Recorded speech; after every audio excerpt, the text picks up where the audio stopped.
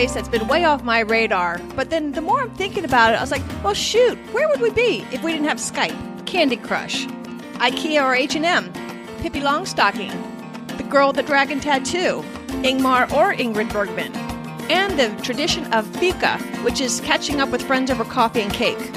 And can you imagine a world without ABBA or Absolute Vodka? So while we thank them for all their great contributions to the world, we can also thank them for taking such great care of their natural resources. Today, our interview is with a woman who has hiked all over the world and ranks this adventure as one of the top that she's ever done, probably in place 1 or 2, she says. So stay tuned and let's find out why this hike needs to get on the radar.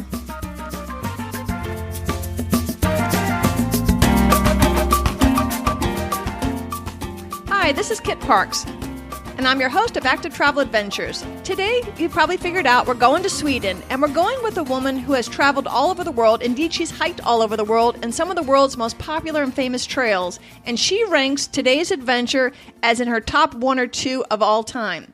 So I'm real excited to talk to her and learn more about this. I had not even heard about this trail. When she's not out hiking the trail, our guest today is actually an artist. She makes these extraordinary quilts, a collage quilt. By using a photograph of your beloved pet, she can transform that into this beautiful work of art using all these hundreds, if not thousands of fabrics and quilting them all together to make this collage that is extraordinary. I've actually put a couple pictures of her work on the website today so you can take a look at it. Our guest today is Rosemary Burris, artist and owner of Quilt Collage at rosemaryburris.com, and today Rosemary is going to take us to Sweden to hike the northern section, the most popular section of the Kungsleden Trail, the King's Trail.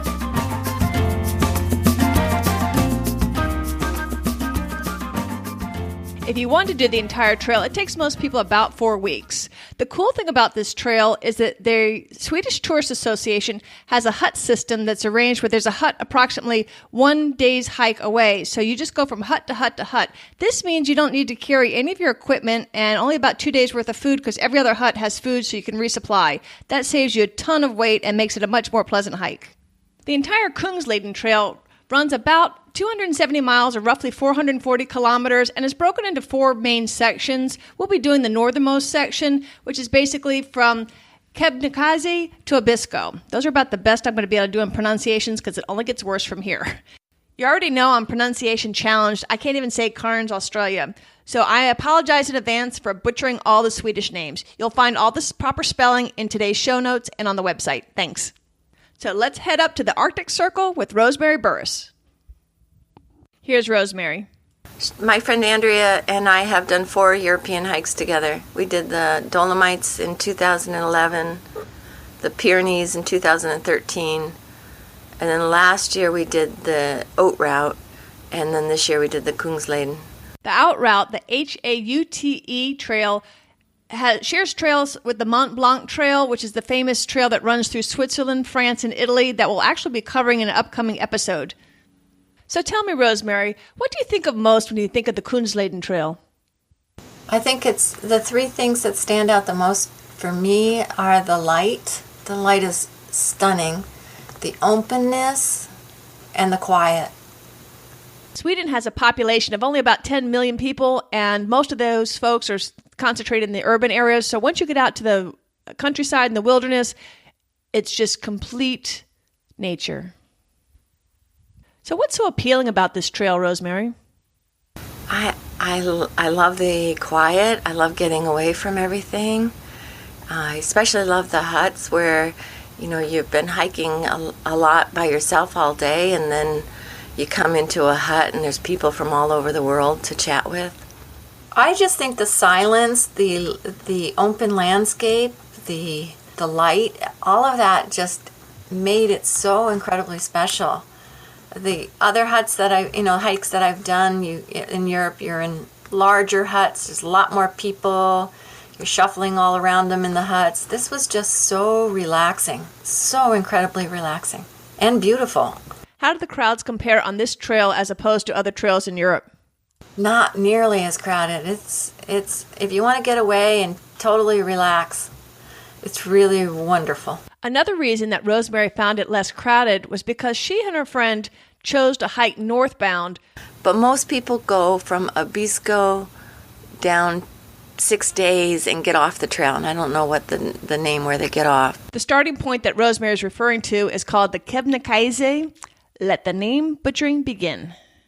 The first day was probably the least satisfying from out of Kvikjak. I can't say that word correctly. But that was probably the most challenging. It was really muddy. You're along a lake. There's lots of roots. There's lots of rocks. It's going really slow. It's your first day out, and it was drizzling for us. And I thought, why did I come all this distance for this hike if it's all like this? But then it only got better and better and better. So if you can get past that first day, it's wonderful. Their starting point is a town I'm going to call Kvikjak, Kvikkjokk, Kvikjak. They also took a side trip up to Sweden's most impressive landscape. Andrea and I could never say the word Kvikjak, and went north. And Skerfi was about 3 days up to the hut, and then we did the 4th day up to Skerfi and back down to that same hut. They call it like the Grand Canyon of Sweden, one woman said, where you climb about 3,000 feet and you're on this sheer drop down to this incredible delta of water, and then to the west is snow-capped mountains. It's very, very beautiful. A cool thing about this trail is you can pick how much solitude you want. If you like the quiet and the more serene hike, then do as Rosemary did and hike northbound, as most people are hiking southbound. But if you prefer hiking during the day with other travelers, then you want to hike southbound. You can buy the map at the mountain stations. It was as we were hiking north in the mornings, a couple hours, most people who are camping camp right at a hut. And the huts are spaced out far enough so that in the morning as we were going north, we'd hardly see anybody. And then, a few hours in, 3 hours in, all of a sudden it'd be like this nomadic tribe of people coming from the north passing you. But we would meet them mostly midday, which was really delightful. I really liked that. I'm really glad we did it that way. And I would do it again. There's so many adventurous travelers out there. We met a man from San Francisco who was out. He was going to be out for 5-6 weeks. He was continuing on. I mean, you just continue in any direction you want because there's huts everywhere. He was going to continue on over to the west and then make his way on trails all the way to the coast of Norway. 2 young women that we met from, I think they were from Sweden, they were out for months. They started up near Finland, and there's a trail that connects down into the Kungsleden, starts up in the border of Finland and goes through the northern part of Norway and then wraps around and comes down into Abisko and continues down. And they bring their tents, and just there's enough food you can buy here and there that they can do it. It's amazing. So many strong young women out there. Can you describe the ages of the people that you're seeing on the trail? All ages. Older people. We spent 2-3 nights toward the end of the trip with a woman who was retired. I think she was 64, from southern Sweden. She was in the same route that we were, so we'd meet up at the hut every night. And young people in their 20s, and as I said, there was even young people with their families sometimes. Not so much on the Kungsleden because I think school had already started, but there was a school field trip there. So it's just all ages. It's people from all over the world, though mostly in the Kungsleden it's Europeans and a few Australians and just a handful of Americans. I find that I bond really quickly with people that I meet when I'm adventure traveling. What are your thoughts on that?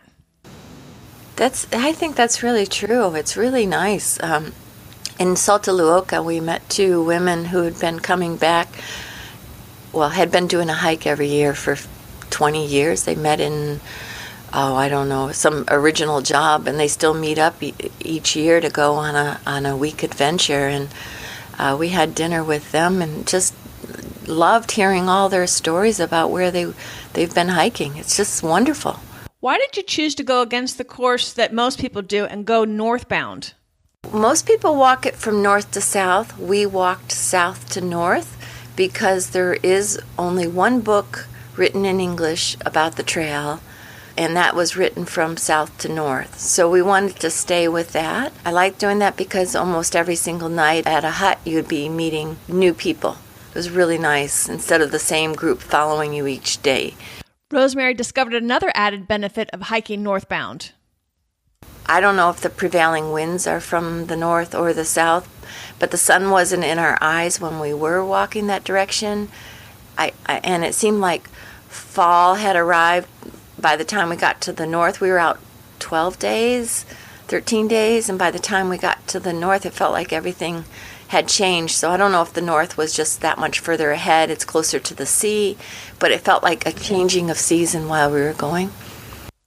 Why did you choose to go the month that you did? I think the biggest plan was to avoid the mosquito season and the huts in the high summer. Yeah, the huts in the high summer are very crowded too up there.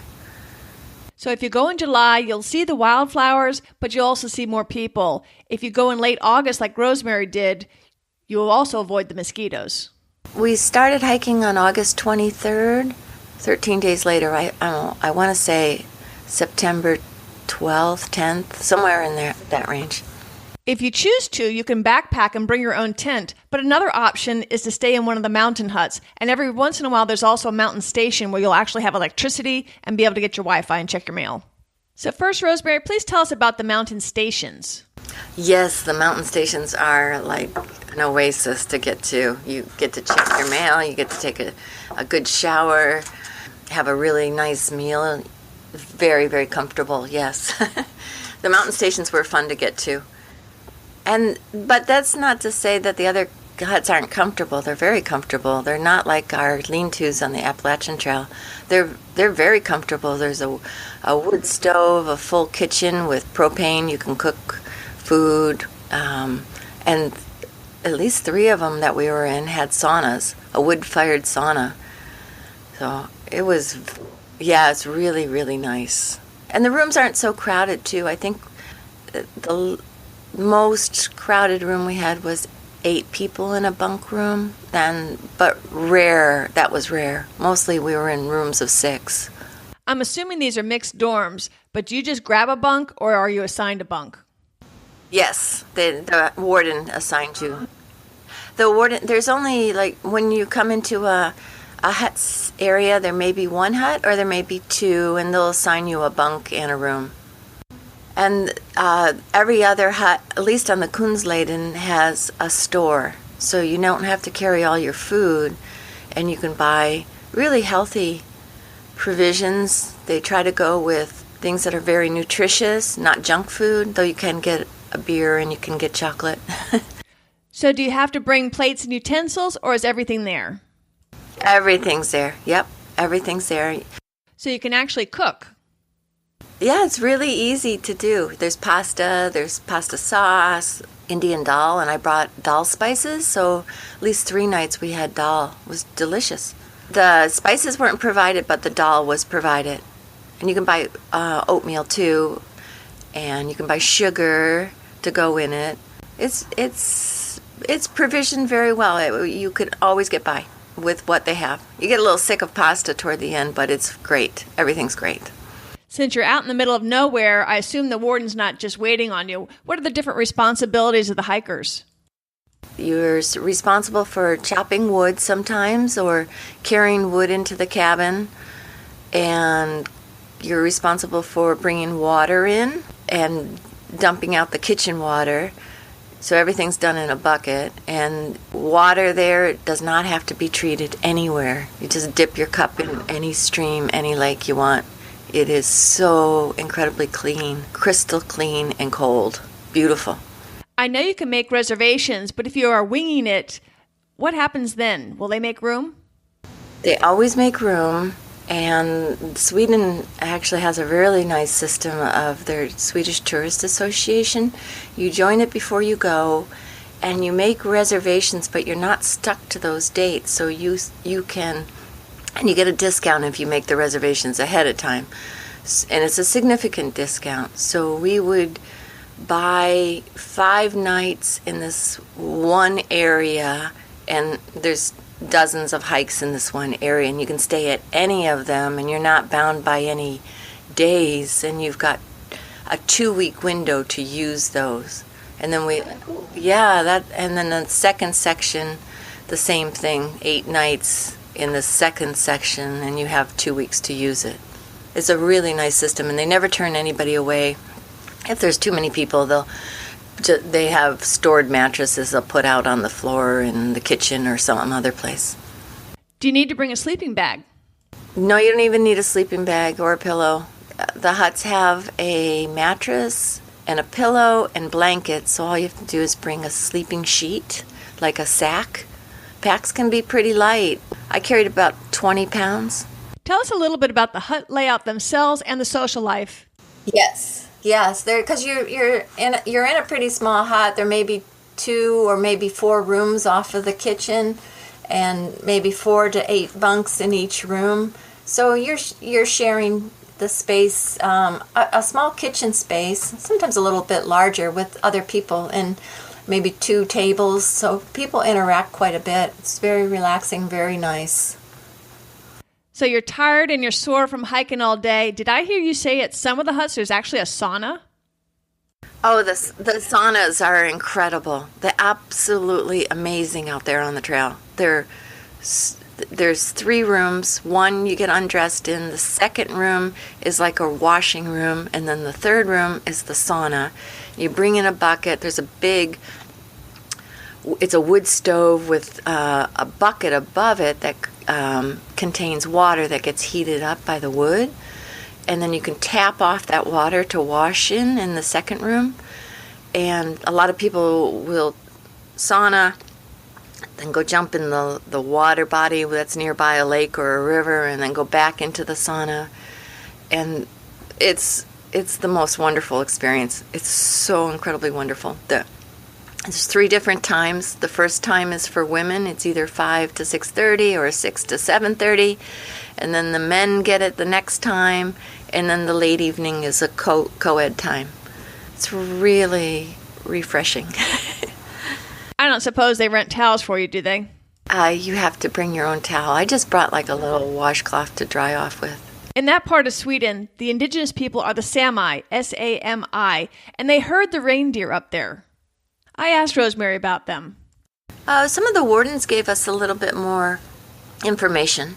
That was really helpful. We were talking about how they herd the reindeer, which I found fascinating, how the communities hire reindeer herders, and they showed us a picture of one of the 6-wheeled vehicles that they use to get out to herd them, and how they radio collar the leader of the pack of the reindeer, and so that they can GPS where the herds are. Each reindeer they're rounded up every, I don't know if it's in the spring or in early before winter hits, and the younger ones are tagged. Every reindeer has a tag of the community and the individual owner in the community of that reindeer.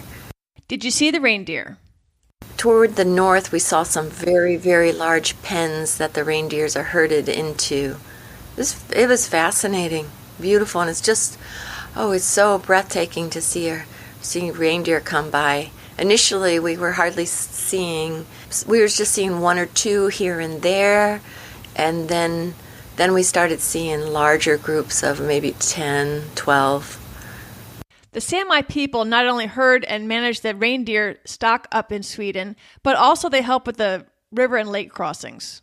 There's several lake crossings that you have to get a boat, and one of them was with a Sami woman who took us across, who was just delightful. What a wonderful person. And do you pay for these crossings? Yeah, you have to pay to cross.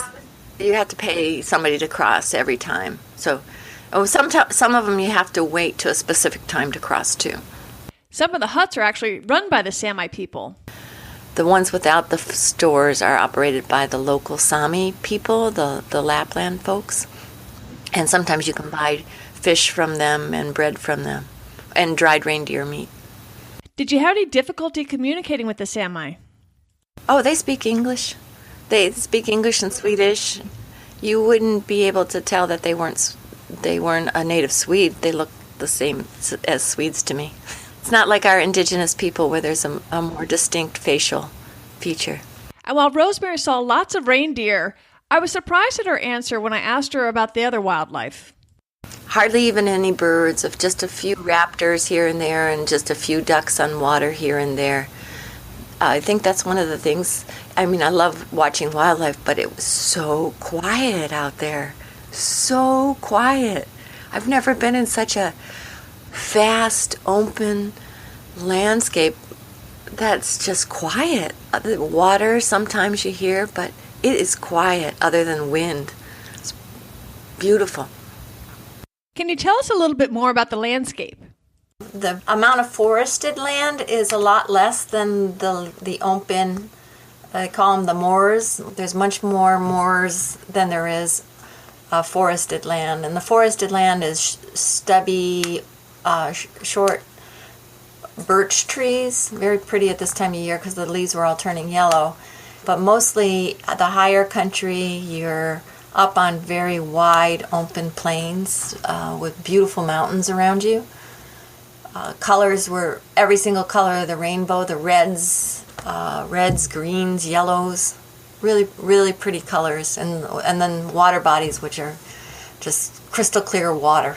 And sometimes really beautiful colors. Sometimes it would be this dark blue-green color.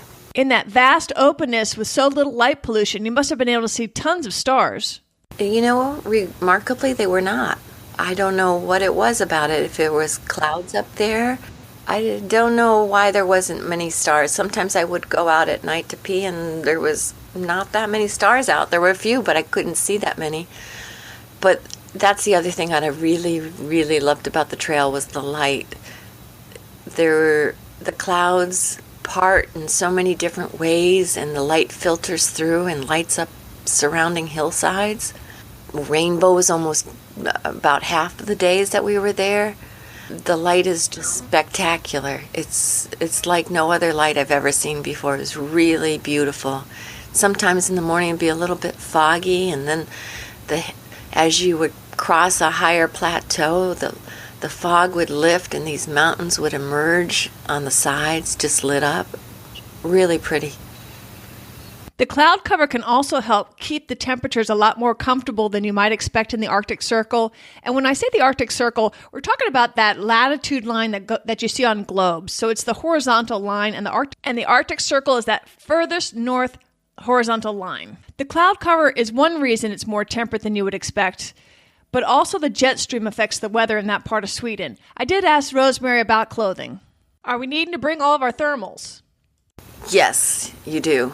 Sometimes we were wearing 3 or 4 layers initially in the morning. The weather is often not good.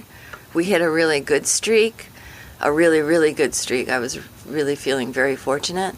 Other people coming down from the north when we first started said they saw the sun twice out of a full week. So I think that the weather is, it's probably about 50-50, good days, bad days. We had one day of really strong winds, but it was at our back, so it was really nice. It was not a problem at all. I was just going to say, there's no clothing to buy along the way other than at the field stations, Luka and Abiskoe. In late summer, you have a greater chance of seeing the northern lights, of course, provided there's no cloud cover. I did ask Rosemary, was she fortunate enough to see any? The one thing I don't like about the huts, you have to get up. You have to get up to pee in the night, you have to go outside. And I saw it twice in the middle of the night when I had to go outside, but it was more to the early side of the evening and not the late side of the evening. And it was just more like, it wasn't those bright, bright colors you see in the photographs. It was more of light dancing around. When I went to Iceland to go see the northern lights, the ones that I saw were these dancing white and green, halo-y looking lights in the sky. And I was told by somebody that it's the cameras that pick up the funny colors, like the reds and the blues and yellows and oranges and all that. But to our naked eye, it is that dancing greenish, hauntingly white greenish light. There's a lot about outdoor adventure that most people don't understand about why we would want to do this when you're out just pushing yourself so hard during the day. You get into wherever you're going to sleep or camp for the night. Your feet hurt, your body aches. Now, here we got the sauna, which is lovely, but most times you don't have that opportunity. Oftentimes the weather is lousy, cold, and rainy, yet we still love to do it, and we go back and we do it again and again. So despite the hardships, we come back each year and we ask for more. So what's on your bucket list? Oh, that's a hard one because there's so many to choose from. So I do want to get back to Sweden, but it'd probably be 2 years from now. It's the time of season. I'd go again the same time. Next year I won't be able to do that. I would love to go back and do the northern part that I was just telling you that's up in Norway and the border of Finland, and I would love to do the one that leaves from the area that we were just started in and head over west. It's called the I'm going to butcher that one, Pandilanka, something like that. So that's high on my list. I've been thinking about going back to Nepal because that's where Steve and I lived for 2 years, and I'd love to go back to see my village. After Sweden, I was thinking, do I really want to go back to Nepal? Because it's harder. It's much. You often get sick. So many more people. It pulls at your heartstrings. But Sweden is so restorative. Oh, just so you're away from people and communications, and it's just. Oh, it's just wonderful trail, just wonderful to be on.